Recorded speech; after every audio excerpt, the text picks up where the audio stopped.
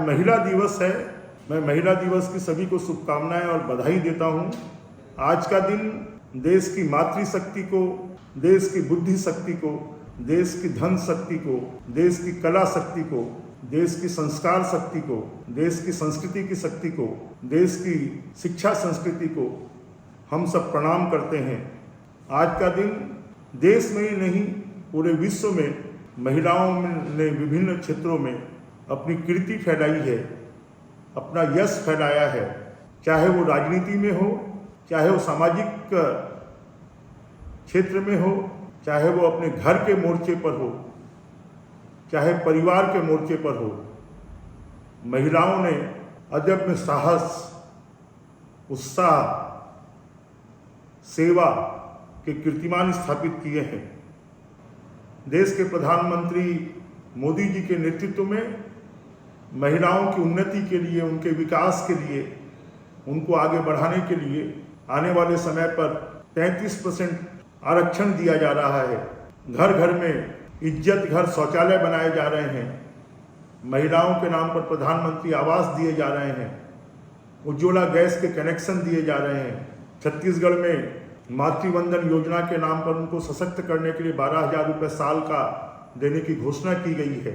और इसी प्रकार की अन्य योजनाएं हैं जिन योजनाओं के माध्यम से महिलाओं के सशक्तिकरण के लिए पहले कभी जो नहीं हुआ अब वो किया जा रहा है।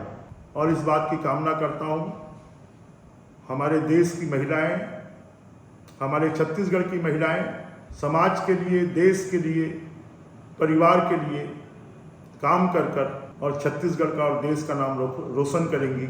मेरी बहुत बहुत शुभकामनाएं और बधाई है। नमस्कार दोस्तों, मैं हूं श्रीधर और आप देख रहे हैं नेताजी.live। कद्दावर नेताओं की अगर बात करते हैं, उन नेताओं की बात करते जो लगातार चुनाव में सफलता अर्जित करते रहे हैं, और वो नेता जो चुनाव जीतने की गारंटी है और चुनाव जिताने की भी गारंटी रहे हैं। छत्तीसगढ़ में अगर नाम आता है तो एकमात्र नाम है बृजमोहन अग्रवाल। आगामी लोकसभा चुनाव में नरेंद्र मोदी और उनकी टीम ने उन्हें रायपुर से उम्मीदवार बनाया है। हालांकि इसकी कल्पना नहीं थी और बृजमोहन स्वयं इसके लिए तैयार नहीं थे, लेकिन भारतीय जनता पार्टी में कब क्या कैसे होगा ये कह नहीं सकते। बृजमोहन के कद का नेता बहुत कम देखे जाते हैं। बृजमोहन लगातार 1990 से लगातार विधानसभा के सदस्य रहे हैं और हाल ही में हुए विधानसभा चुनाव में सर्वाधिक मतों से जीतने वाले विधायक हैं। बृजमोहन के बारे में बहुत सारी बातें हैं, बहुत सारी खासियत है।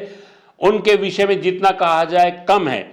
लोकसभा में भारतीय जनता पार्टी ने उन्हें रायपुर से उम्मीदवार क्यों बनाया ये तो हम आगे चर्चा करेंगे। सबसे जो पुराने शासन ने माफियाओं के हाथ में रेत को सौंप दिया था, अब जब वो बंद हो रहा है, माफियाओं के हाथ से रेत की खदानें छीनी जा रही हैं, ब्लैक मार्केटर के हाथ से छीनी जा रही हैं, तो वो तिलमिला रहे हैं।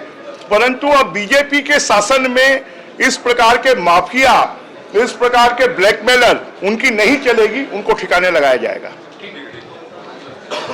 हालांकि बृजमोहन को उम्मीदवार बनाए जाने पर बहुत सारे छत्तीसगढ़ के भारतीय जनता पार्टी के वरिष्ठ विधायकों के मन में लड्डू फूट रहे हैं ताकि बृजमोहन जीते और संसद में जाए और यहां जो मंत्री की पद खाली हुआ, मंत्री का पद जो खाली होगा वो उनके पाले में आ जाए। ऐसे कई नेता हैं जो इस ताक में जरूर हैं, लेकिन क्या ये संभव हो गए तो आने वाला समय बताएगा। वहीं पर बृजमोहन को उम्मीदवार बनाए जाने के पीछे बहुत सारे कयास और भी लगाए जा रहे हैं। वर्तमान विधानसभा में उनके जितना वरिष्ठ और अनुभवी नेता भारतीय जनता पार्टी के विधायकों में नहीं है। खासकर रमन सिंह, पूर्व मुख्यमंत्री, लगातार 3 बार के मुख्यमंत्री को विधानसभा अध्यक्ष जिस तरह से पार्टी ने बनाया है और एक आदिवासी चेहरा विष्णुदेव साय के रूप में मुख्यमंत्री बनाया है, वहीं पर बृजमोहन को मंत्री बनाकर, कैबिनेट मंत्री बनाकर पार्टी ने उन्हें फिर से सम्मान दिया है। लेकिन बृजमोहन इससे भी ज्यादा सम्मान के क्या हकदार थे, ऐसा प्रश्न कई कार्यकर्ताओं में, कई और भारतीय जनता पार्टी के नेताओं में आ रहा है। बृजमोहन को विधानसभा से लोकसभा में ले जाने के पीछे क्या कारण है ये तो आने वाला समय बताएगा। लेकिन हाल ही में हुए विधानसभा चुनाव में चर्चा के दौरान सूत्र बताते हैं कि कुछ ऐसी बातें हो गई थी पार्टी आला कमान से, जिससे कि पार्टी आला कमान अंदर खाने में बृजमोहन से नाराज थे और उनकी नाराजगी साफ साफ दिखी भी। उन्हें जो मंत्री पद दिया गया और जो पोर्टफोलियो दिया गया उनके कद से कुछ कमतर आंका जा रहा है। बृजमोहन को आखिर विधानसभा से लोकसभा में ले जाने के कारण में एक कारण यह भी हो सकता है, लेकिन अन्य बहुत सारे कारण हैं जो आने वाले लोकसभा चुनाव तक लगातार बाहर आ जाएंगे। हालांकि ये उम्मीद भी की जा रही है कि बृजमोहन 2024 के चुनाव में सर्वाधिक मतों से जीतने वाले सांसद भी होंगे, जिस तरह से विधानसभा में उन्होंने सर्वाधिक मत पाया।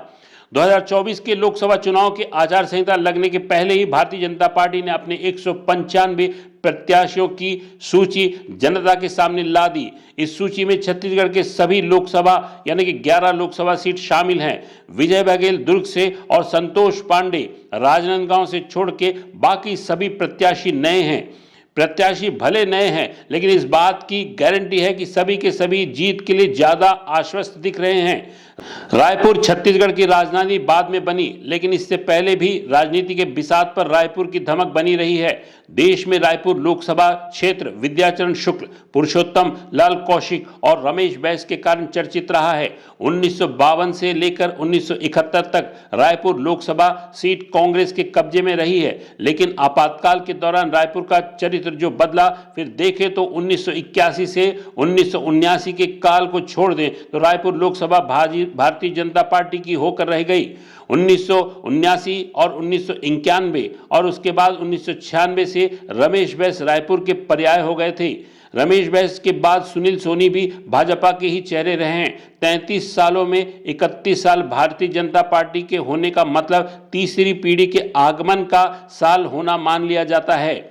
2024 की लोकसभा सीट में छत्तीसगढ़ के 11 उम्मीदवारों में बृजमोहन अग्रवाल को भी उम्मीदवार बनाया गया है। बृजमोहन अग्रवाल 8 बार रायपुर शहर और रायपुर दक्षिण विधानसभा से चुने जा चुके हैं। बृजमोहन अग्रवाल का नाम संभावित प्रत्याशी के रूप में आ ही रहा था, अब मुहर भी लग गई।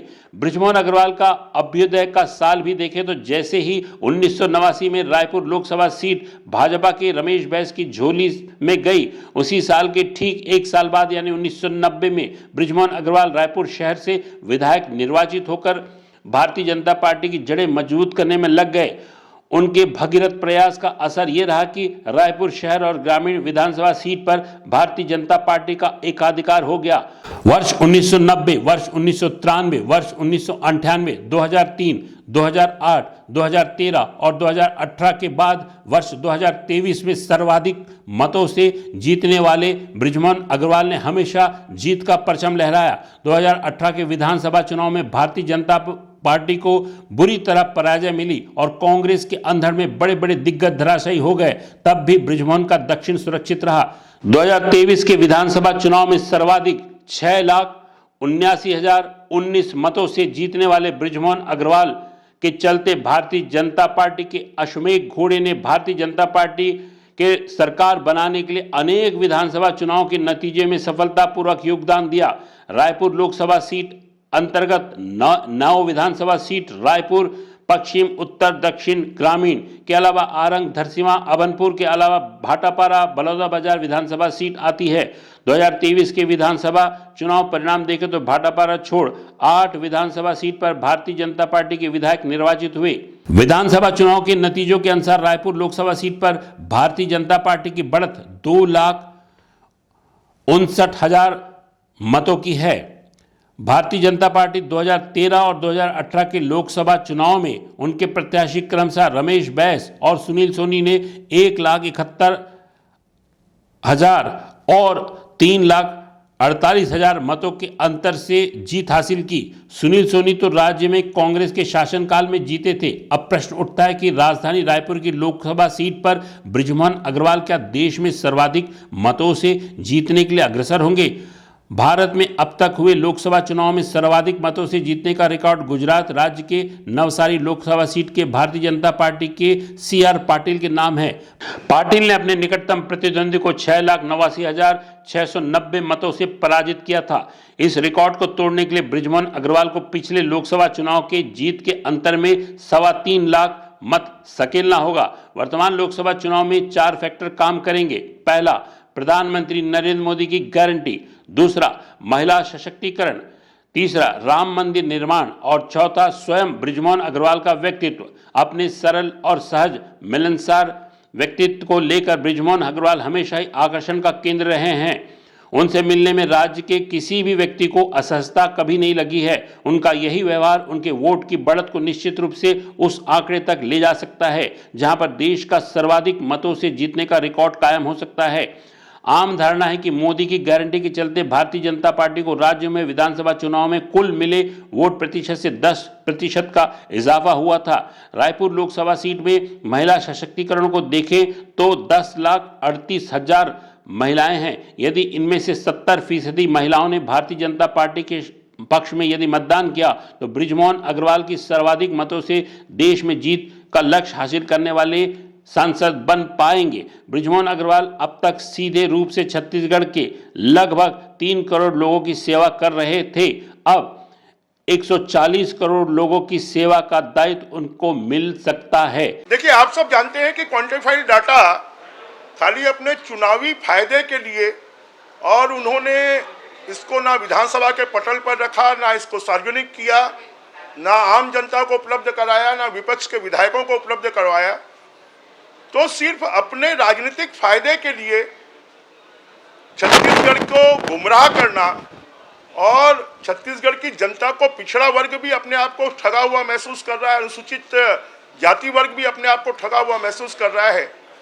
उनको यह जानकारी होने के बाद भी कि हाई कोर्ट में, सुप्रीम कोर्ट में नहीं टिकेंगे, और उन्होंने आज तक हाई कोर्ट, सुप्रीम कोर्ट के सामने भी क्वांटिफाइड डाटा उपलब्ध नहीं करवाया है। इसलिए हर काम में फर्जीवाड़ा करना ये भूपेश बघेल सरकार और कांग्रेस सरकार का सगल बन गया था। लोकसभा प्रत्याशी घोषित करने के बाद मीडिया से चर्चा करते हुए क्या कह रहे हैं बृजमोहन अग्रवाल। निश्चित रूप से पार्टी ने जो विश्वास व्यक्त किया है, मैं कोशिश करूंगा कि पार्टी के विश्वास पर मैं खरा उतर पाऊं। ये बड़ी जवाबदारी सर, 8 बार लगातार आप जो हैं विधायक रहे, अब रायपुर लोकसभा का प्रतिनिधित्व करने के लिए पार्टी ने चुना है सर। कितनी बड़ी वजह मानते हैं सुनील सोनी जी का 7 सांसदों के टिकट कटना? देखिए, पार्टी का जो भी निर्णय होता है वो हम सब एक कार्यकर्ता होने के नाते हम सबको शिरोधार्य होता है, और पार्टी ने जो निर्णय लिया है वो निश्चित रूप से सोच समझकर लिया है, और पार्टी के निर्णयों पर हम खरे उतरने की कोशिश करें।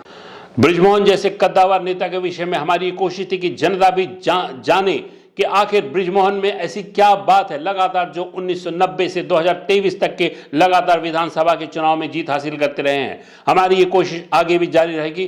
देखते रहिएगा नेताजी.live। हमारे इस चैनल में बने रहने के लिए हमारे इस चैनल को लाइक करें, शेयर करें, सब्सक्राइब करें। नमस्कार। नेताजी.live के प्रायोजक हैं Satyadeep diagnostic and clinic, Supela, Bhilai.